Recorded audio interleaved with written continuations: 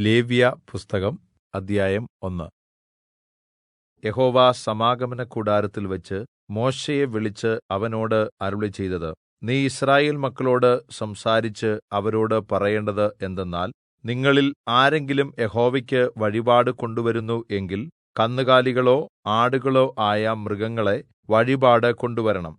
അവൻ വഴിപാടായി കന്നുകാലികളിൽ ഒന്നിനെ ഹോമയാഗം കഴിക്കുന്നുവെങ്കിൽ ഊനമില്ലാത്ത ആണിനെ അർപ്പിക്കണം. യഹോവയുടെ പ്രസാദം ലഭിക്കുവാൻ തക്കവണ്ണം അവൻ അതിനെ സമാഗമനകൂടാരത്തിന്റെ വാതിൽക്കൽ വച്ച് അർപ്പിക്കണം. അവൻ ഹോമയാഗമൃഗത്തിന്റെ തലയിൽ കൈവക്കണം. എന്നാൽ ഹോമയാഗമൃഗം അവനുവേണ്ടി പ്രായശ്ചിത്തം വരുത്തുവാൻ അവന്റെ പേർക്ക് സ്വീകാര്യമാകും. അവൻ യഹോവയുടെ സന്നിധിയിൽ കാളക്കിടാവിനെ അറുക്കണം. അഹരോന്റെ പുത്രന്മാരായ പുരോഹിതന്മാർ അതിന്റെ രക്തം കൊണ്ടുവന്ന് സമാഗമനകൂടാരത്തിന്റെ വാതിൽക്കൽ ഉള്ള യാഗപീഠത്തിന്മേൽ ചുറ്റും തളിക്കണം.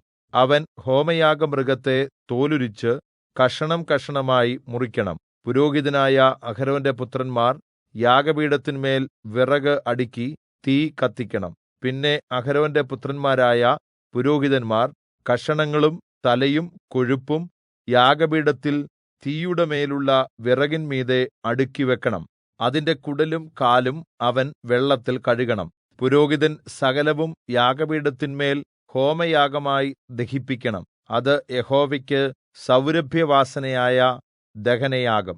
ഹോമയാഗത്തിനുള്ള അവന്റെ വഴിപാട് ആട്ടിൻകൂട്ടത്തിലെ ഒരു ചെമ്മരിയാടോ കോലാടോ ആകുന്നുവെങ്കിൽ ഊനമില്ലാത്ത ആണിനെ അവൻ അർപ്പിക്കണം. അവൻ യഹോവയുടെ സന്നിധിയിൽ യാഗപീഠത്തിന്റെ വടക്കുവശത്തുവച്ച് അതിനെ അറുക്കണം.